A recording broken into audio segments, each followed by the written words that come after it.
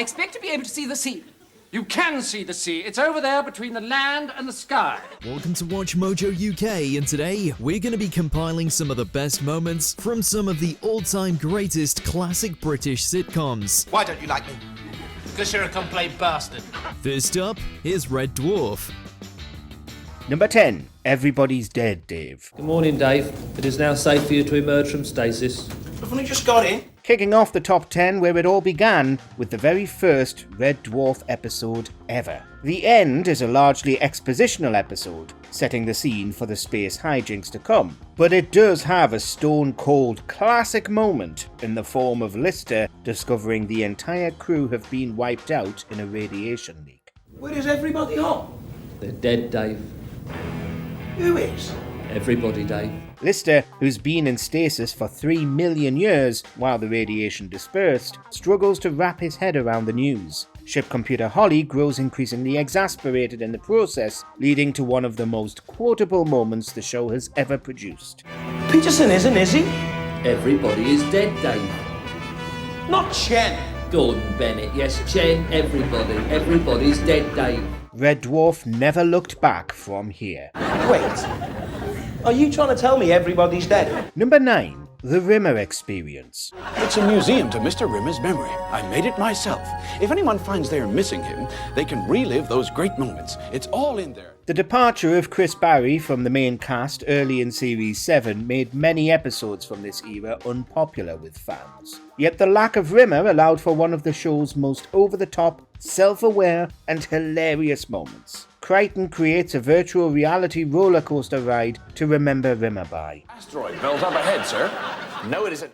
Unfortunately, he only has Rimmer's own diaries to base it on, and as we all know, Rimmer's perception of himself is not exactly accurate. If you're in trouble, he will save the day. He's brave and he's fearless, come what may. The resulting ride portrays Rimmer as a hero, performing a musical number with marching puppets in his honour. If you can't laugh at the Munchkin puppets rhyming Rimmer with Strimmer and Yul Brynner, are you even a Red Dwarf fan? Arnold Rimmer, he's also a fantastic swimmer, and if you play your cards right, then he just might come around for you. Number 8. Saloon Showdown. Sorry, friend, I don't believe I've had the pleasure. Crichton, don't you know who we are? Almost every scene from the Emmy-nominated Series 6 classic Gunman of the Apocalypse could be a contender for this list. But for our money, it's the showdown in the saloon that takes the cake. The crew enter a virtual reality game and find themselves in the Wild West, complete with alter egos and special powers. Each one is hilarious in its own right, with a special shout out to the whiskey-guzzling Crichton.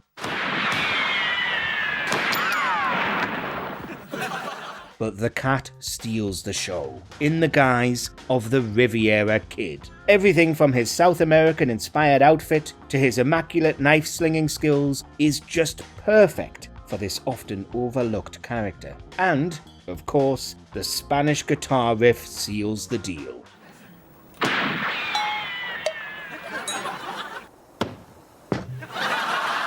Number 7. Mr. Flibble. Seeing beloved characters acting totally unhinged is always great fun. So Rimmer's descent into chaos in Series 5's Quarantine simply had to make it into this list. Just doing a little test. A little test to see if you'd gone crazy. After contracting a holovirus, Rimmer decides to deprive the quarantining crew of oxygen for 2 hours, as punishment for their insanity. Of course, he's the insane one here, and it doesn't take long for the viewer to work this out. Just look at his new outfit. Perhaps most memorable of all is his right-hand man during his moments of madness, a hand puppet penguin named Mr. Flibble. They've been naughty boys, haven't they, Mr. Flibble? Yes. What happens to naughty boys who've been naughty, Mr. Flibble?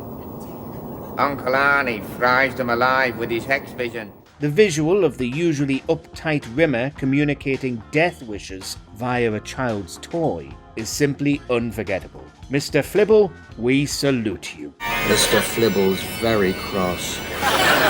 You shouldn't have run away from him. Number 6. Tongue-tied. The The second musical number to make our top 10, and likely the one that's left the biggest impression on viewers. Danny John Jules was known for his singing and dancing skills prior to joining the Red Dwarf cast as Cat, so it was inevitable that he'd get a chance to showcase them at some point. And boy did he deliver. Tongue-Tied is hilarious and catchy in equal measure, with Cat's silky smooth moves and sultry voice contrasting gloriously with Rimmer and Lister's jerky, out-of-breath backing vocals. You make me tongue-tied, whenever you are near me. Dobby-durgle, tongue-tied, whenever you're around. The song went down so well that John Jules later released it as a single, where it reached number 17 in the UK charts, but it's the original version that captured the hearts of fans. Understand me when I say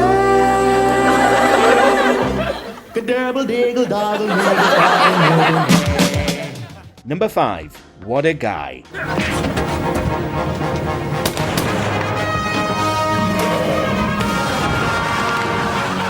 From Rimmer at his worst to action hero Arnold, Ace Rimmer is an alternate universe version of our Rimmer, a Top Gun-style superhuman who always saves the day while leaving everyone swooning. Goodbye, Ace Rimmer! You are a most worthy adversary!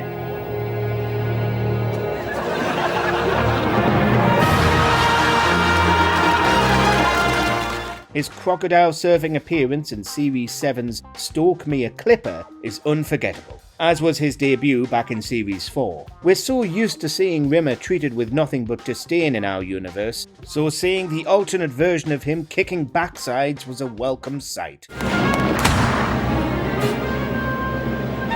This is my best top, damn it! Plus, just look at him. The immaculate floppy hair, the shiny puffer jacket. What a guy. Princess Bonjela, Ace Rimmer. There'll be time for explanations later, and hopefully some sex. Number 4. Crichton learns to lie. Crichton is one of the most lovable and wholesome characters in British sitcom history. His programmed inability to lie once made him a beacon of honesty and respect. It's an orange. Go on, say it. It's an orange. This is an orange. It's an But all that changed when Lister finally broke him down in Series 4. After several failed attempts, Crichton finally works out how to lie, and it's incredibly funny. It's a small off-duty Czechoslovakian traffic warden. But while calling a banana a Czechoslovakian traffic warden is one thing, he finds it much harder to insult his superior, Rimmer. He's a smee. He's He's a smee. He's a... He's a smee. He's a smig. Hey. His attempts to follow Lister's orders to call Rimmer a smeghead are about 50% successful, but 100% hilarious and iconic. What? You're a smee. Oh, forget it. Number 3. Lister eats dog food. Red Dwarf is probably better known for its witty one-liners than gross-out visual humour, but Lister's moment of desperation in Series 3 classic Marooned stands out as one of the funniest, most memorable minutes in the show's history. And you can take that look off your face like I'm doing something disgusting. I'm just trying to stay alive. You're going to eat the dog food. Stranded on an ice planet with rapidly dwindling food supplies, Lister does the unthinkable and reluctantly swallows a big mouthful of slimy pet food. But though that alone would be enough to secure a top 10 spot, it's the context that makes this moment so special. Well, now I can see why dogs lick their testicles. Lister could have chosen to eat actual human food in the form of a pot noodle, but he considers them so disgusting he'd rather have the dog food. Coming from the ultimate slob, that's brutal. Number 2. Dwayne Dibley.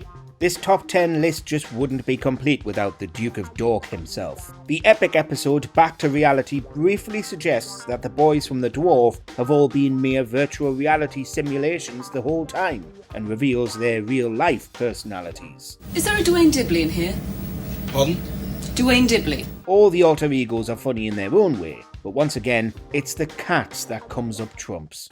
No, please, no. I don't want to be Dwayne Dibley. Seeing one of the most style-conscious and self-absorbed characters in British sitcom history turn into an uber nerd is incredibly gratifying. Just look at those teeth. So this is really me? A no-style gimbo with teeth the Druids could use as a place of worship? Dwayne appeared several times later in the show's history, but with diminishing returns. Thankfully, his debut will forever live on as one of Red Dwarf's funniest ever moments. Number 1. Lister's shrinking boxer shorts. Say, I didn't say anything, sir.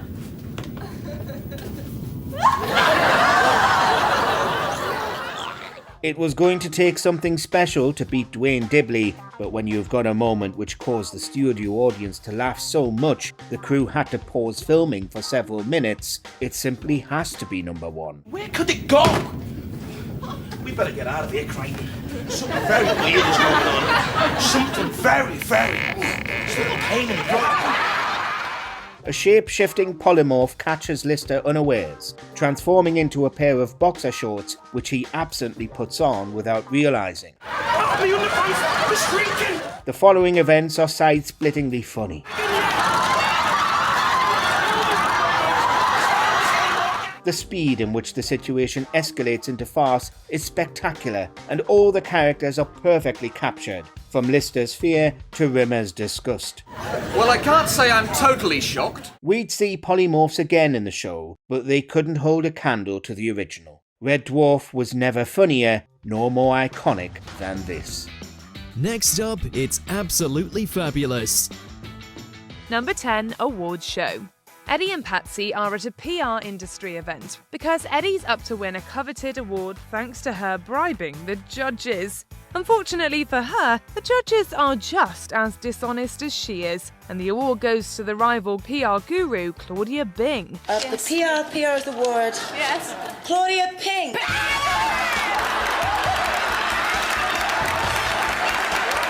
The show itself offers plenty of great moments, from Naomi Campbell's starring role as herself to Patsy's crass announcement that she's going to the toilet. Where are you going? Where are you going? I need a waz. AbFab was always known for its high-caliber guest stars, and this episode provided a massive opportunity to show that off. Naomi, can I sit here because it's closer for me? No, I'm presenting. You're presenting. We also get a look at just how inept Eddie is as a PR manager, unable to satisfy any clients or would-be clients. Number 9, Patsy's job. It wasn't actually clear what Patsy's job was until the end of the first series, but while she's briefly staying with the Monsoons, she reveals that she's the director of fashion at a major magazine. I'm going into my office.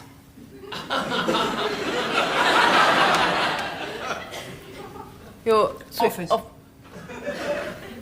The magazine, darling, is that still there? Safi has lots of questions about what exactly a director of fashion does, especially considering Patsy almost never goes to her office or does any work. Her explanations brought us many of the show's most enduring one-liners. I decide what goes in the magazine. Oh. You know, one snap of my fingers and I can raise hemlines so high that the world is your gynecologist. Later, we get to see Patsy's office once she works out where it is, and her colleagues, including another iconic guest star spot from Kathy Burke as the magazine's ruthless editor-in-chief, Magda. Don't do anything on anyone called Freud. I don't like them. Bunch of no-talents with an ancestor. Number 8, 25 years later. Back in the final episode of the original 3-series run, not including the 1996 specials, we got a flash forward showing what the characters are up to. They're still living in the house in Shepherd's Bush, sorry Holland Park, with Safi and now Safi's 2 children, who are just as anguished by Eddie and Patsy as Safi herself. Oh no. Oh no. Saf! Darling! Oh dear. They come stumbling down the stairs looking even older than the 25 years would suggest, and Patsy's able to move her face even less than she could before.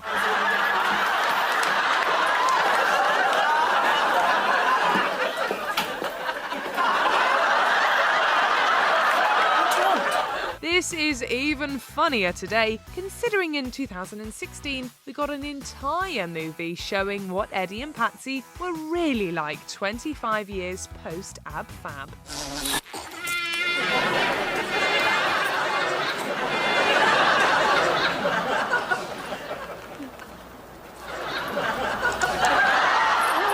Number 7, Jackie Stone. We find out in this episode that Patsy actually has a sister. Not only that, but she's about to arrive at the house for New Year's Eve thanks to Bubble inviting her. A sister, now that I would like to see. Well, you can. She's coming over in a minute. In a minute? How do you know this? Nobody is excited about this prospect, but eventually Jackie arrives, played by none other than Kate O'Mara. Pat. Jax. I didn't recognize you. You've put on weight. She makes digs that Patsy has gained weight while simultaneously shocking her by actually eating food in front of other people. This is my daughter Safi. Oh, never mind. Too late to flush her now. I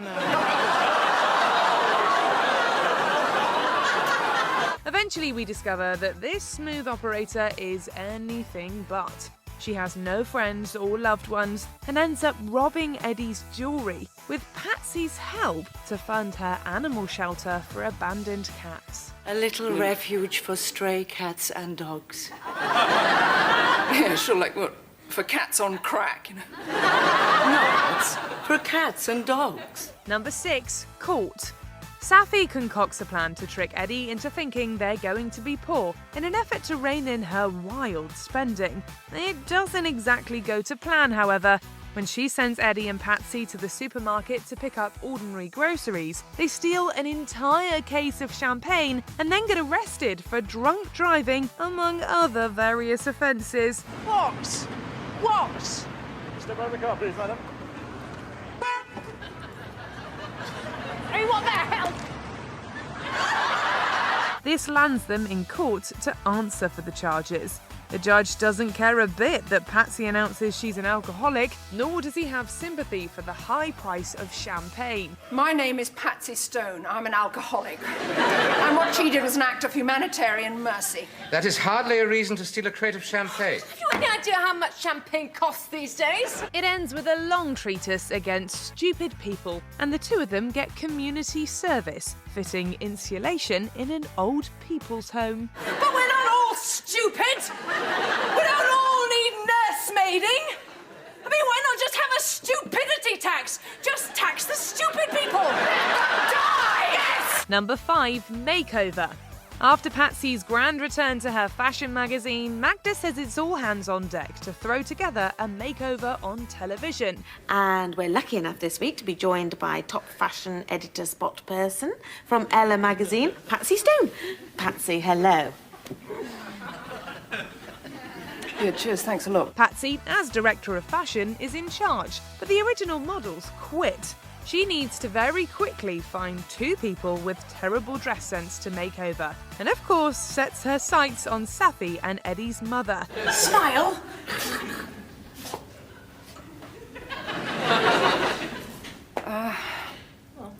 Please? Please. Yeah, will you wear the dress? Okay. It takes Patsy a while to convince Safi to go along with it, feeding her a sob story about Patsy's childhood that turns out to be completely true. And who better to present this television makeover segment than Dawn French, Jennifer Saunders' comedy other half. Bring in our makeover spotters, see what they look like now.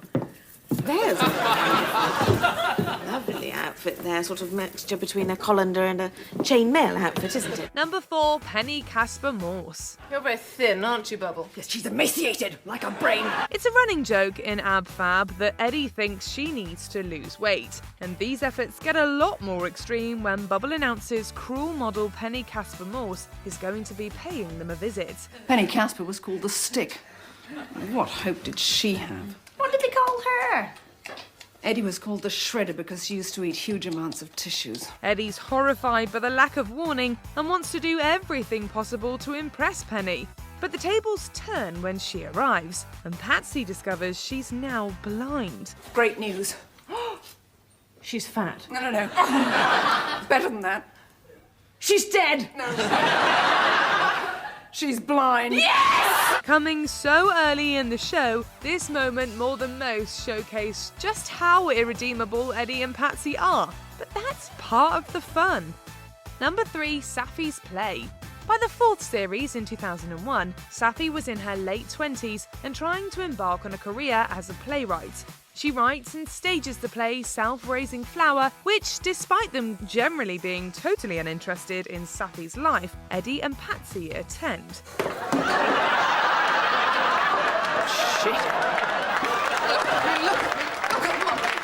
The play is all about Safi and her tragic life, but the audience in the theatre, much like the audiences at home, go wild for the Eddie and Patsy characters. Oh, you little bitch troll from hell. You miserable piece of filth. Even Patsy herself gets into it by the end, loving the fact a man in drag has been cast to play her, while Safi is heartbroken that viewers think this greatest hits compilation of her life is hilarious. I said, chuck it down the pan and bring me a... Knitting needle? A knitting needle! Number 2, Scandal. In the Series 2 opener, Patsy's being hounded by the media on her way to visit the Monsoons. Guys, just give me a break, darlings. Just give me a break, sweetie. I have a life to lead. This way, Patsy. You might immediately assume this is because she's a famous fashion director of a prestigious magazine. But no, it's because she's been involved in a bawdy sex scandal with an MP. MP in drug craze, sex romp shock with fash mag slag. She loves the attention, but not all of the attention, as it turns out the tabloids have been reporting her age as 47, not the 39 she continually claims to be. Patsy said... 47. I'll sue! How old is she? I'm 39! She resolves to put things right by appearing in Hello, though a disastrous cosmetic treatment and an even worse claim about her age ruin the whole thing. Number 1, Destroying the Chalet. On a sojourn to Val d'Isère to get away from Safi and her fiancé Paolo, Eddie and Patsy find themselves desperately bored. With no dull daughter, stuffy mother, or annoyed celebrities to bother, they very quickly turned against each other. What if it's just us, you know? What do you mean, Ed? It's always us. It's always been just us. Come on, sweetie, it's great.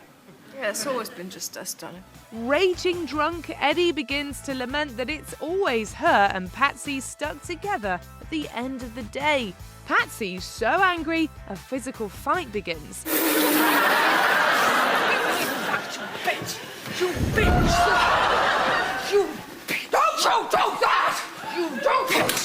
They throw everything that isn't nailed down at each other and then some, well and truly destroying the French chalet. And then they start having fun and continue to smash the place up on purpose for kicks. Eddie, this is fun! This is fantastic! You can't go wrong with a bit of Faulty Towers, so here's the best bits from that. Number 10. Inspectors. Fear not, kind sir, it matters not one whit. Beg your pardon? It matters not one whit. Time is not pressing on me, fortunately. Sybil's heard rumours that there's a gang of hotel inspectors stalking the streets of Torquay, and Basil decides 2 standout guests deserve his particular attention. Both strange and demanding in their own ways, Basil bends over backwards to try and give them a pleasant stay. I assume that all the vegetables within the omelette are fresh. Oh, yes. Including the peas. Oh, yes, they're fresh, all right. Yeah, they're not frozen, are they? Well, they're frozen, yes. Oh, I see. Well, if they're frozen, they're not fresh, are they? Well, I assure you they were absolutely fresh when they were frozen. Oh, dear. Of course, it doesn't work. Not only because Basil is incapable of being polite to anybody, but because of a series of errors in the dining room. First, there's a mix-up with the Spanish omelette. Then, a bottle of expensive wine has gone bad, and it ends with Basil choking one of them out. And in the end, we find out they weren't the inspectors at all. Well, here's the punchline. Now I'm going to fetch my belongings, and I do not expect to receive a bill. You've handled that then, have you, Basil?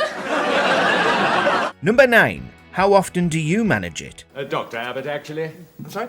Dr. Abbott. 2 doctors. You're 2 doctors? Yes. Well, how did you become 2 doctors? It's most unusual. I mean, did you take the exam twice? Or... No, my wife's a doctor. The doctors Abbott come to stay, and that's all well and good until Basil finds out that they're both psychiatrists. Why are you so nervous? I'm not nervous. I'm just saying take it easy, all right? All of us, just take it easy, right? Nothing's got into it. I'm just saying take it... I mean, can't I say take it easy without starting a panic? I mean, what is going on here? Terrified they're going to take it upon themselves to psychoanalyze him and his many, many foibles, the situation is rife for misunderstandings. The doctors are curious about how hoteliers like the Faulties manage to get away on holiday, but Basil doesn't hear the first part of the question. How often do you manage it? How often can you and your wife manage it? He assumes they're asking about an entirely different topic, and gets more than a little offended at their speculating Basil and Sybil can only manage it once a year or so. Well, as you've asked, 2 or 3 times a week, actually. A week? Yes, pretty normal, isn't it? We're quite normal down here in Torquay, you know. Number 8. Anniversary. It's Basil and Sybil's wedding anniversary, and Basil being Basil, Sybil immediately assumes he's forgotten, not helped by his plan to give her a surprise party, which means he's pretending he doesn't remember. Sybil! Sybil! Sybil! No, do you understand? I remember Sybil! There's a party, Sybil! Everybody, people over! She's so enraged that she disappears, leading to more farcical situations as, to avoid embarrassing the Faulties in front of their friends, Basil bribes Polly into doing a very poor impression of Sybil, who he claims has been taken ill. This is all your fault! My fault? You said to say she was ill! You were the one who invited them to come up here. They didn't even want to. As usual, they can't get their story straight, and Basil even tries to fake a heart attack at one point. Hello, Sybil. Oh, yeah, there's something there. I can see it moving. It's a bit dark, Basil. Yes, well, her eyes are very sensitive. Sybil returns, however, just when Basil thinks he's finally got her to leave him for good. Number 7. Health Inspector. If everything's above board, you have nothing to fear from a health inspection. Tony, this kitchen is filthy. Filthy towers, eh? Now look, all kitchens are filthy, Mr. Faulty. In fact, the better the kitchen, the filthier it is. However, nothing is above board in this hotel, which means the inspector's arrival chills Basil to his core. Terry's not remotely bothered by the state of the kitchen, but it's all hands on deck for everybody else. Well, of course it's a rat. You have rats in Spain, don't you? Or did Franco have them all shot? This hamster, it's a rat! Then it turns out that Manuel has a pet rat in his bedroom that Basil wants to get rid of, much to Manuel's upset. You got a lot on your mind. We didn't want to worry you, Mr. What do you mean, a public health inspector coming after a 24-hour warning and a rat loose in the hotel? Is that what you mean? Obviously, the rat escapes, and they are left trying to catch it without the inspector seeing, while also trying not to serve the guests poisoned meat. What do you mean you picked them all up? Well, Manuel knocked them over. We picked them all up. Oh, my God. What's the matter? One of them's got rat poison on it. Number 6. Hanky-pankying. Basil's uptight English sensibilities can't withstand the arrival of a wedding party in the hotel. A young, unmarried couple want a room with a double bed, and Basil will do everything to prevent that from happening. Jean Wilson, is this you? Now, what's going on here? Well, I can't give you a double room, then. Oh, Lord. It's against the law. What law? The law of England. Worse, an older couple later arrives, and Basil witnesses both the younger women and Polly apparently up to no good with him, and uselessly attempts to cover up the supposed affairs. Electric razor, huh? Right. Well, that's what I was referring to when I said it was disgusting. It is, of course, disgusting that you haven't shaved, but understandable. I mean, sometimes I don't shave either, and that's disgusting too. So He's also got a French antiques dealer prowling around the hotel, trying to lure him into bed, while he still can't stand to be around his own wife. Though, as usual, Sybil's the one who knows the truth and could have cleared it up for him if he'd only asked. What girl? That girl! She's his daughter. What? She's Mr. Lloyd's stepdaughter. They're all one family. Number 5. Dead body. It's every hotelier's worst nightmare. A guest dies while staying the night. Basil makes the grim discovery while delivering breakfast in bed, though he initially just assumes the guest is being rude. Well, enjoy your breakfast. I'm sorry, I didn't catch that. Oh, not at all. Thank you for mentioning it. He then assumes that the breakfast kippers were the things that did him in, though the doctor says he's been dead for 10 hours. What is it, Polly? He's dead. Dead? Who?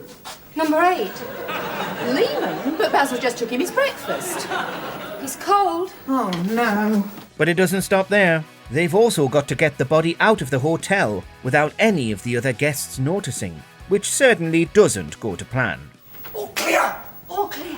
It's heavy. Good morning, Manuel. Good morning. Another guest collapses, and they mistakenly stash the body in a room that's being used, leading to even more chaos.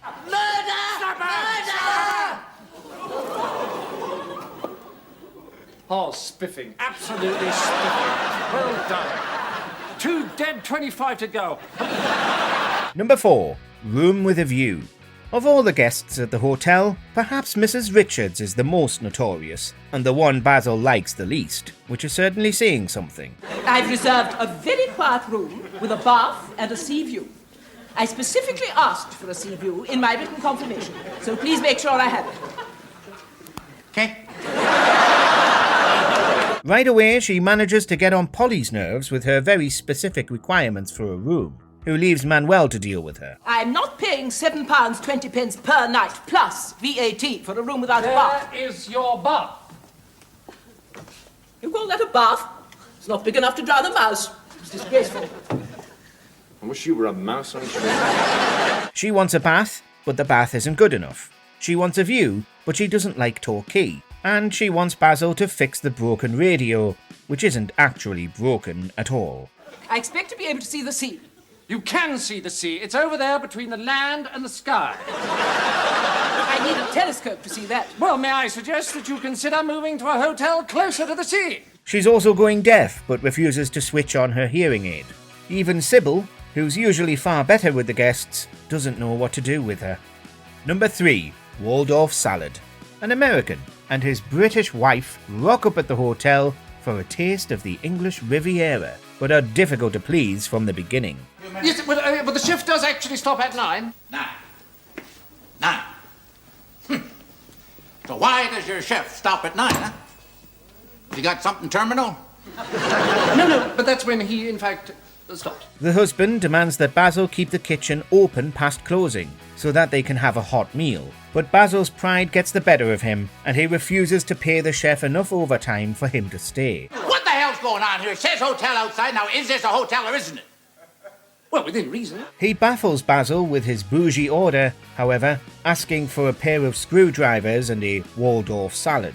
Basil gets it wrong, of course, and angers the bad-tempered American even more, even when Sybil serves the perfect Waldorf salad. Just make me another Waldorf salad! Make me another Waldorf salad!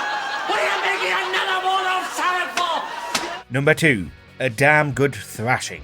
One of the most legendary moments in British television history, Basil's knackered motor has finally given up on him. Put the bottle down. What is it? Kurt is drunk. Sorry. Drunk. Almost unconscious. The many problems peak in this episode where Basil has to put up with not just the car, but a rude child in the dining room, upper-class guests he isn't used to, and a chef who can't handle his drink and has fallen in love with Manuel. Now, come on, Kurt. Manuel, he doesn't love me. Well, you have to give these things time. I want Manuel. Basil needs to drive to another restaurant to get a duck to serve their fancy guests, but the car has other ideas and finally packs in. This is it. I'm going to give you a damn good thrashing.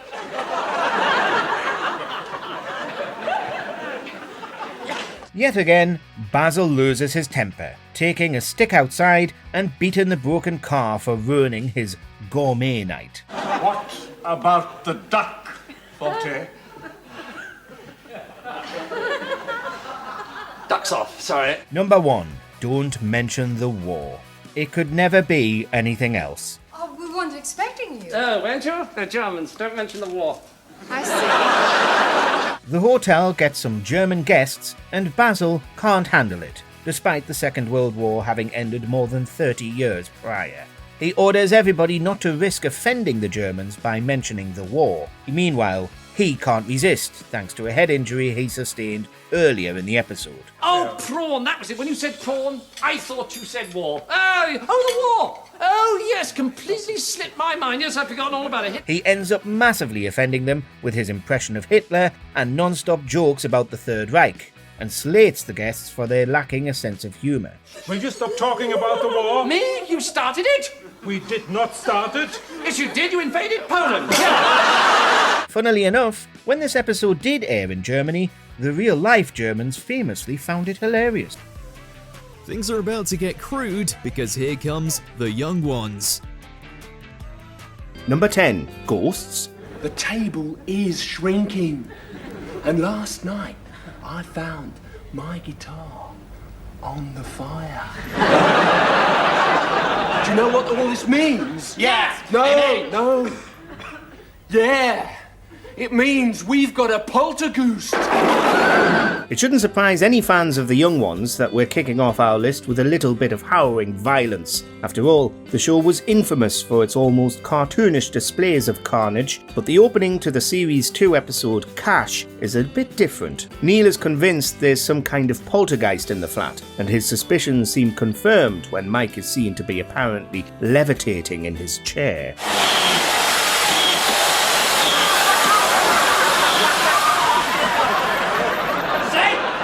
The real reason behind this situation, however, is more mundane, yet no less troubling. Never mind the priest, call an ambulance.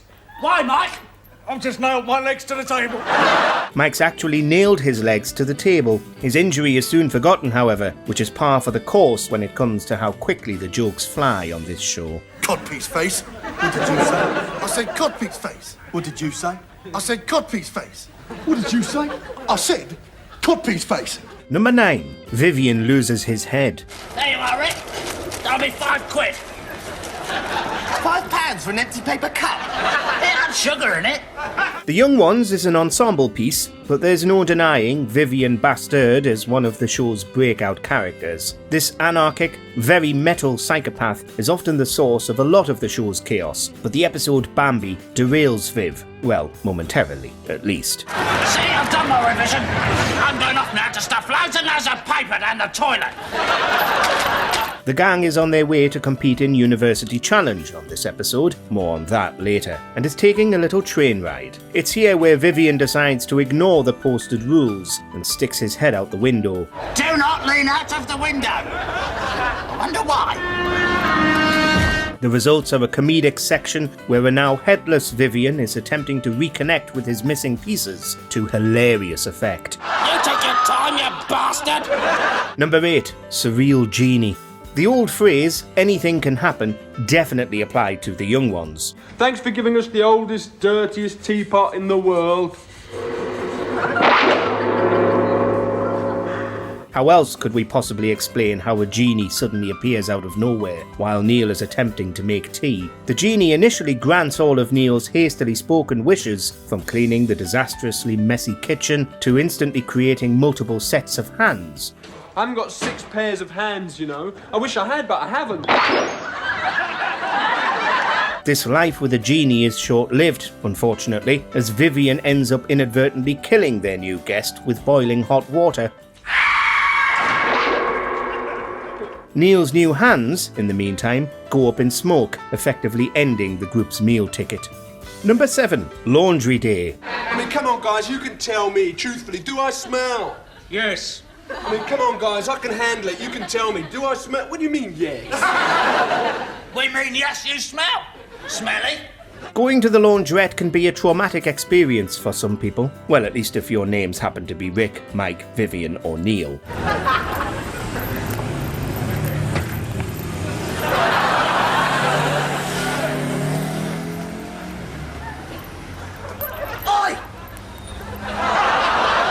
The gang hasn't washed their clothes in ages, which precipitates a life or death battle to get their laundry done.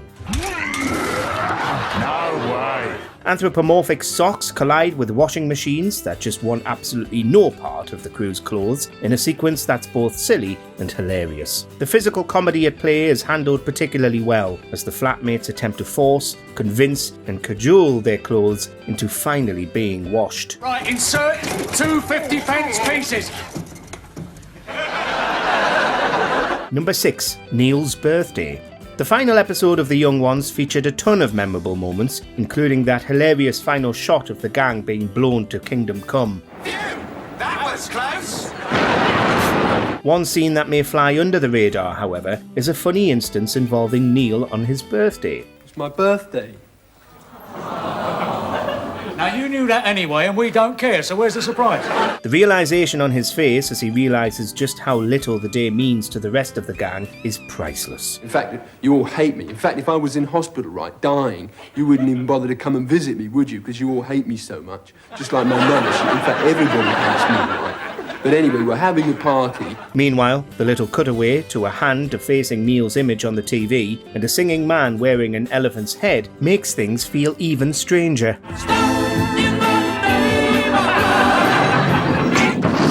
It's surreal, funny, and completely bonkers, if we're being honest. Number 5. The Party. Hey!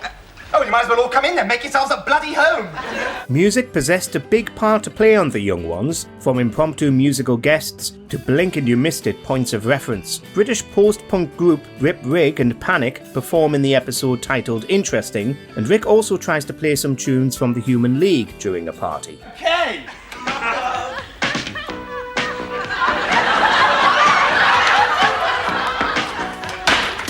We use the word try because police immediately break up his attempt with swift and blinding violence. Later, Rick snags another guest's purse and mistakes a hygienic product for, well... You've bought me a present. What is it? The studio audience roars with laughter as the scene becomes more and more uncomfortable. It's a telescope! A telescope with a mouse in it! It's brilliant stuff. Number 4. The Fish Bit. This next moment is almost vaudevillian in its simplicity, but it never fails to make us chuckle. What's this? It's a fish, Mike. Oh, thanks. The entire group is feeling ill, which perhaps explains why Mike keeps setting the stage for Rick, Vivian and Neil to tell these jokes about a fish. Wait a minute, I haven't finished my sentence. I meant to say, what's this fish doing in my bed? It's not in your bed, Mike. Oh, yeah, right, yeah, thanks, Viv.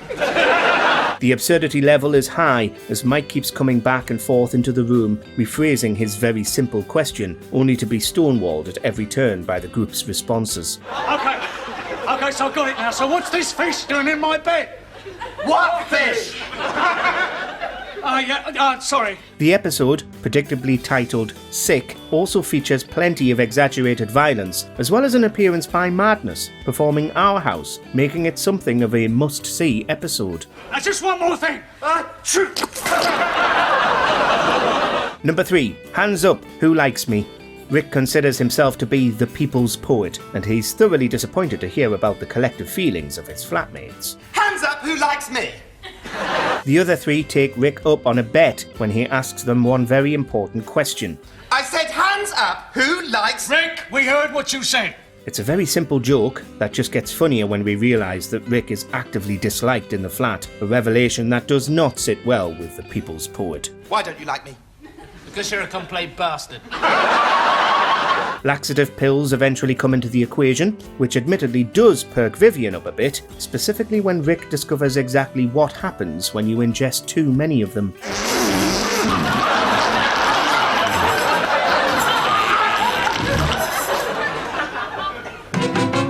Number 2, bedroom fight. Vivian, this is my bedroom! Oh, yeah? Yes! I was here first! The comparisons to the Looney Tunes franchise is strong when it comes to this sequence from the second episode of The Young Ones. The back and forth battling between Vivian and Rick over who gets a particular bedroom rises from petty squabbling to outright violence with alarming quickness.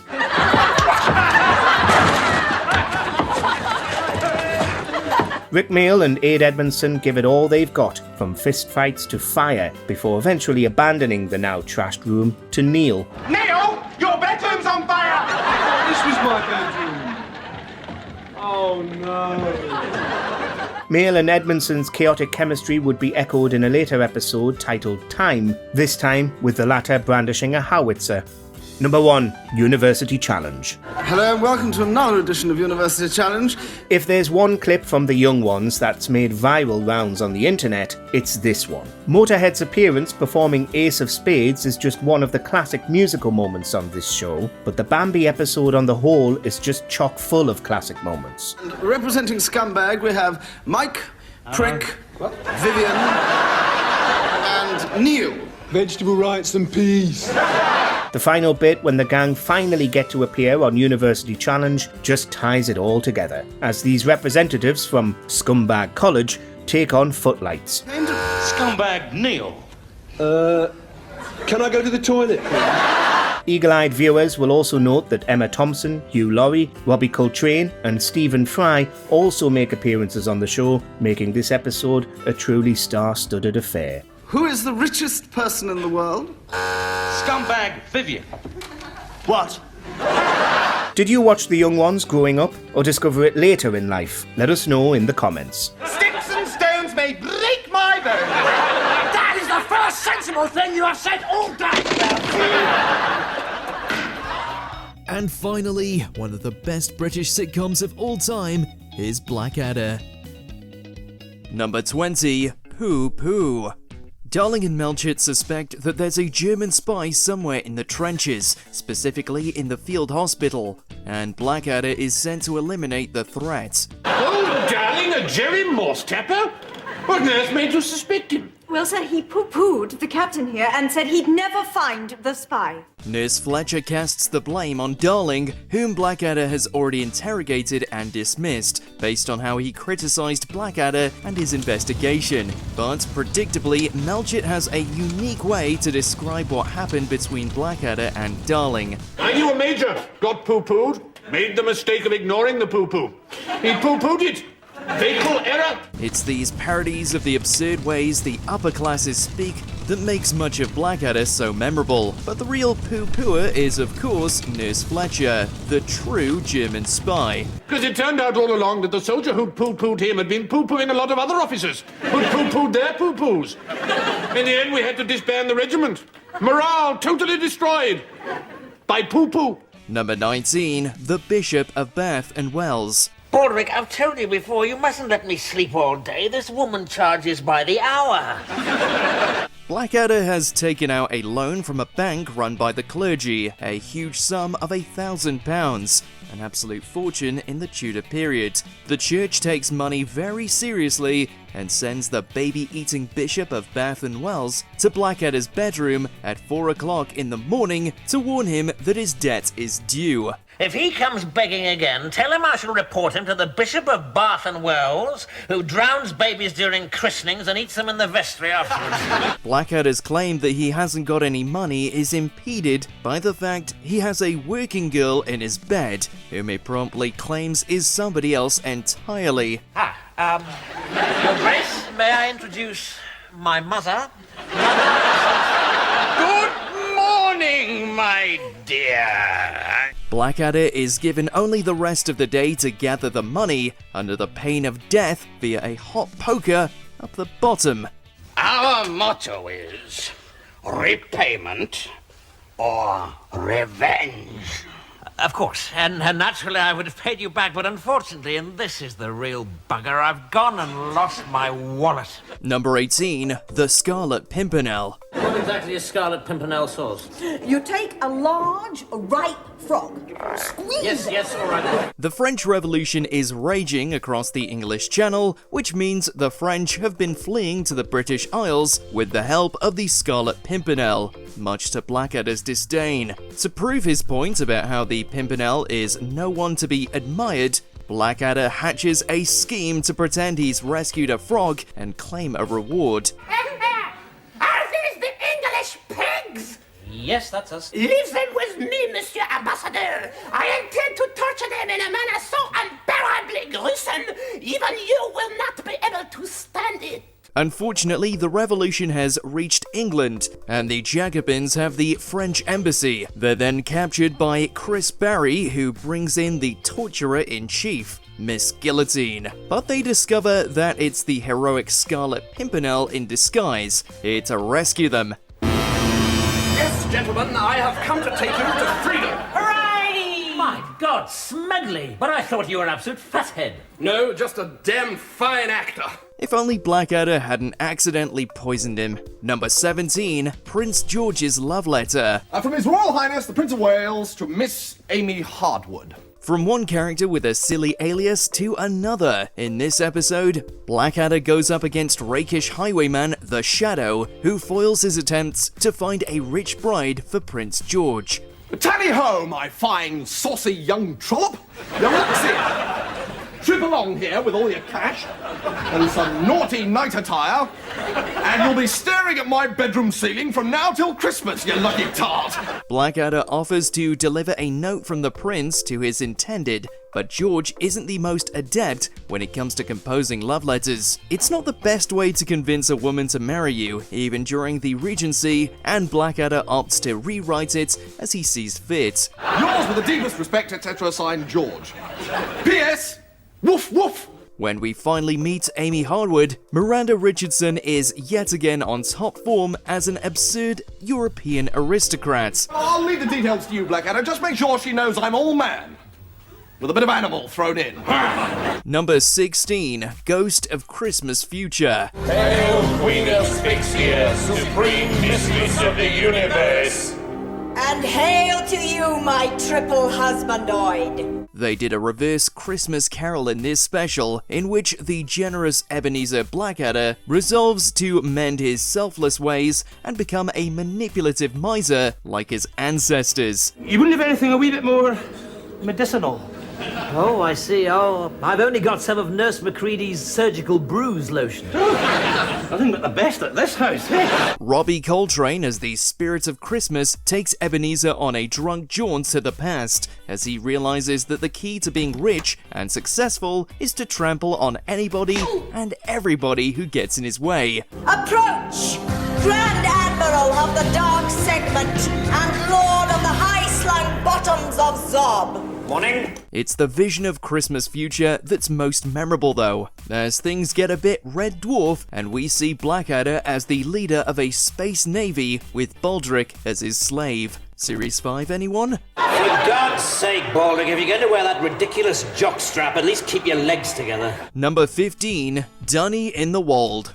Blackadder gets involved in local politics in order to protect the prince from having all his money taken away by William Pitt the Younger, shining a light on how unequal the country was before the House of Commons was reformed. Mr. Speaker, members of the House, I shall be brief, as I have rather unfortunately become Prime Minister right in the middle of my exams. In an effort to frustrate Pitt's attempt to curtail George's spending, Blackadder decides to stand Baldric as a candidate in the Dunny on the Wold by-election. Well, first, I'd like a word about the disgraceful circumstances in which this election arose. We paid for this seat, and I think it's a damn liberty we should have to stand for it as well. The episode is made funnier by casting an actual teenager as Pitt, and by Blackadder's attempt to manipulate things behind the scenes. In the end though, it's all for naught. Baldric wins, but he agrees with Pitt's policies, and votes them through. Well, perhaps he could answer one question. What does the S in his name stand for? Sod off. Fair enough. None of my business, really. Number 14, Bob.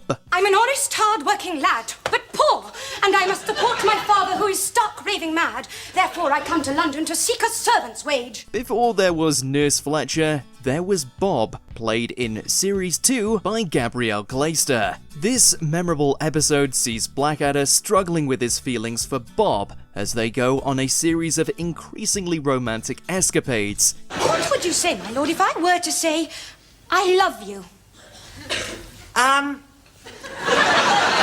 Well, of course, it depends entirely on who you said it to. His crisis is solved, however, when he finds out that Bob is a woman named Kate in disguise as a manservant, meaning they're free to wed. At least they are until Blackadder's longtime dashing rival, Lord Flashheart, shows up and steals Blackadder's bride at the altar. So long, suckers. Next time you get bored of your lives, give me a call, and I'll come round and kill you. Bye, Edmund, and thanks for everything! Hooray!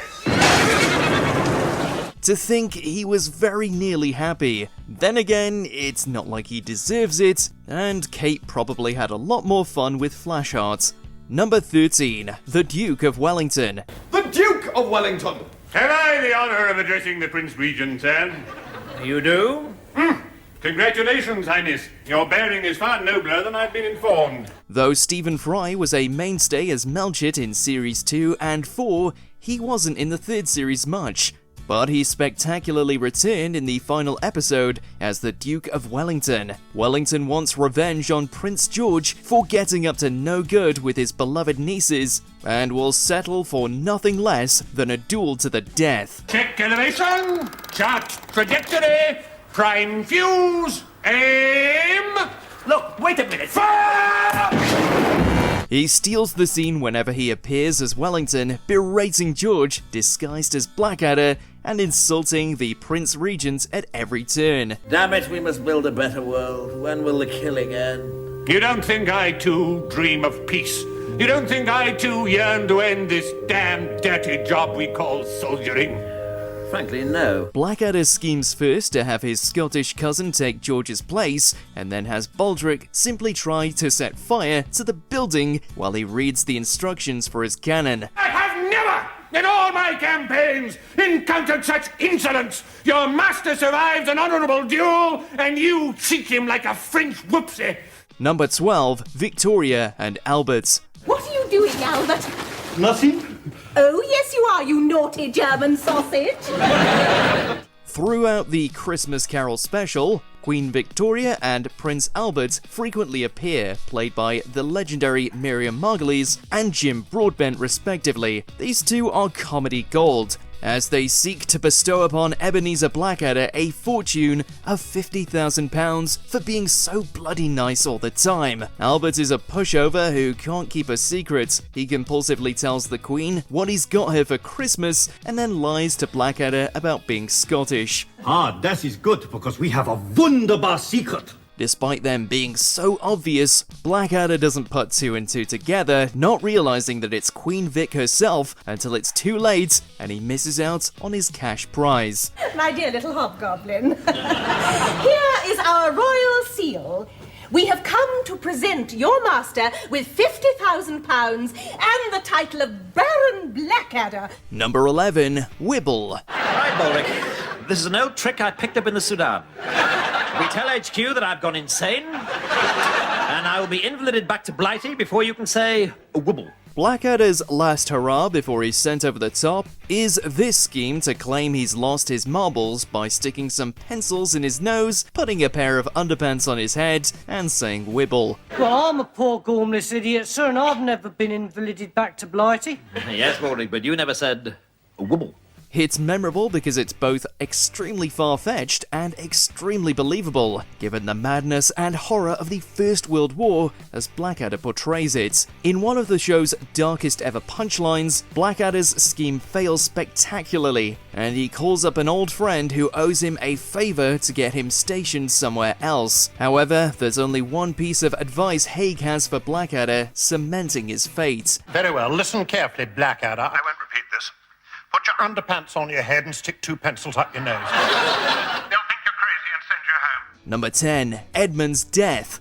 The first series often divides opinion with fans and critics, but these final scenes are etched into sitcom folklore. Ever since the opening episode, when Rowan Atkinson's character inadvertently decapitates the king before self-styling himself as the Blackadder, Oi, that's my horse!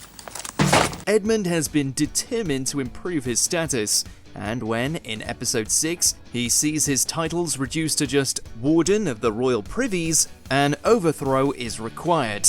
Some more beer! But things do not end well. I do not think we need go into the attributes of the coddling grinder.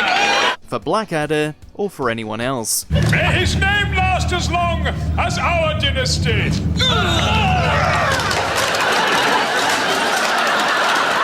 Number 9, Blackadder gets bladdered. that you appear to be wearing a pair of devil's dumplings.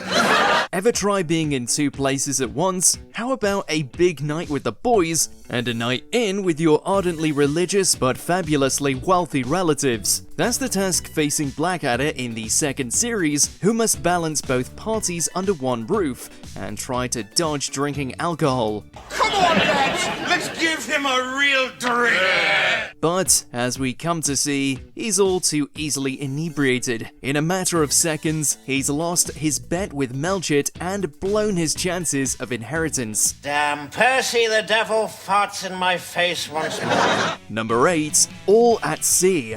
So, where's this barnacle-bottomed, haddock-flavoured bilge rat, sir? Rather a wally-rally, then. Let's stay with Elizabethan England and Blackadder's attempts to outshine Sir Walter Raleigh. The adored explorer is in his element upon returning from his latest sea shanty, but Blackadder remains unimpressed. Why, round the Cape, the rain beats down so hard, it makes your head bleed. So some sort of hat is probably in order. Quickly, but without any credibility, Edmund promises to sail around the Cape of Good Hope. But who to captain Blackadder's boat? Meet Redbeard Rum, an insane and literally legless sailor played by Doctor Who's Tom Baker. You have a woman's hand, my lord. Of course, the voyage proves a verified disaster. Don't look much like Southampton to me, my lord. Number 7, The Firing Squad. With 50,000 men getting killed a week, who's going to miss a pigeon? To the trenches and Blackadder's ill-advised decision to shoot and eat a carrier pigeon, which turns out to be General Melchett's prize pet. Dragged before a court and facing execution, a cock-up by Baldric lands George as the defense lawyer. Deny everything, Baldric. Are you Private Baldric? No! Suffice to say, Blackadder's destined for the firing squad. Still, at least they're nice chaps. This scene sees the gunmen pay the captain a visit on the eve of his death. You see, us firing squads are a bit like taxmen, sir. Everyone hates us, but we're just doing our job, ain't we, lads? There's always a funny side to these sorts of things, right? I know you mean to be friendly, but I hope you won't take it amiss if I ask you to sod off and die. Number 6, Early Execution. You only got one arm! To another death penalty, but this time of the Tudor variety. When Blackadder is appointed Lord High Executioner, he immediately mucks everything up by beheading Lord Pharaoh ahead of schedule. One thing leads to another, and before long, Blackadder has a bag over his head, trying to imitate the deep, booming voice of Lady Pharaoh's one-armed husband. Not as deep nor booming as once it was. Is that better? In an unexpected turn of events, he almost scores a sexual favor for his troubles, but Baldric breaks up that party, arriving in the nick of time. What? Oh, I see. Right, that's it, time's up. No, it isn't. Yes, it is. Number 5, How Do I Look, Darling? Unusual name for a girl. Well, yes, it would be an unusual name for a girl, but it's a perfectly straightforward name for a young chap like you, eh, Bob? When Blackadder directs a morale-boosting World War I cabaret show, his efforts prove an unexpected hit. Baldric's Charlie Chaplin goes down a storm, but George's drag act is the highlight of the evening, only it's so convincing Melchett falls in love with her. I'm sure she's a girl with a great deal more spunk than most women you find. And so to this scene, the high point for a recurring gag. Melchett's prepping for his date with George, his darling, while speaking with his officer, Captain Darling. Confusion reigns from start to finish. I want to cover every inch of your gorgeous body in pepper and then sneeze all over you. Really, sir? I must protest. Number 4, Flash Art in the Trenches. Rick Mayall's Flash Art turns up twice in the original series, and he damn near steals the show on both occasions. First, there's his bride-stealing antics in Blackadder the Second. Flash by name, Flash by nature. Then there's his boisterous barrage in Goes Forth. As a squadron commander, Flash's self-importance knows no bounds, and his every other word is packed with innuendo. George and Baldric are enamored, of course, while Blackadder's his typical sardonic self. Well, all right, you fellas, let's sit us down and yarn about how amazingly attractive I am. Yes, would you excuse me for a moment? I've got some urgent business. There's a bucket outside I've got to be sickened to. And there's even time for an Aid Edmondson cameo as the equally exuberant Baron von Richthofen. Woof. Number 3. C is for this next breach of Blackadder III, enter Robbie Coltrane with a standout guest appearance. Oh, I don't know what you're talking about, but it sounds damn saucy, you lucky thing. Starring as the proud pensmith Dr. Johnson, Coltrane shows off his latest work, the Dictionary, but Blackadder's apathetic, still smarting from Johnson's apparent rejection of his own manuscript, so he gulls his rival with some glorious wordplay. Every single word, sir. Oh, well, in that case, sir, I hope you will not object if I also offer the Doctor my most enthusiastic contrafibularities. Later, it's left to Baldric to brainlessly fill in the blanks, much to Blackadder's mounting frustration. I've done C and D.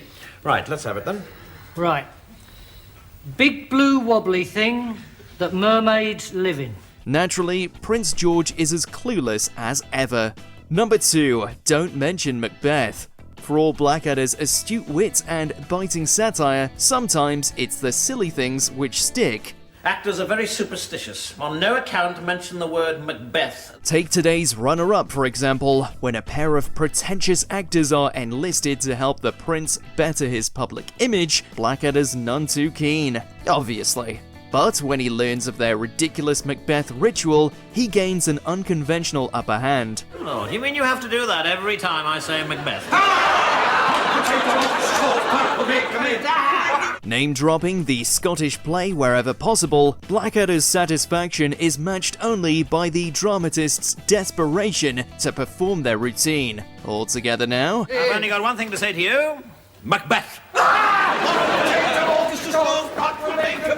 Number 1, good luck everyone. Together we'll fight for king and country and be sucking sausages in Berlin by tea time. We finish with the final episode, for the original run at least, and perhaps one of the finest half hours in British TV history. Here's where our characters meet their end, going over the top in the Great War. Despite a last-ditch attempt to plead insanity by their captain, everyone's in attendance, even Darling. George has already admitted that he's scared, and we never get to hear Baldric's final plan. Whatever it was, I'm sure it was better than my plan to get out of this by pretending to be mad. I mean, who would have noticed another madman around here? Instead, it's Blackadder who signs off with a gut-wrenching moment of sincerity.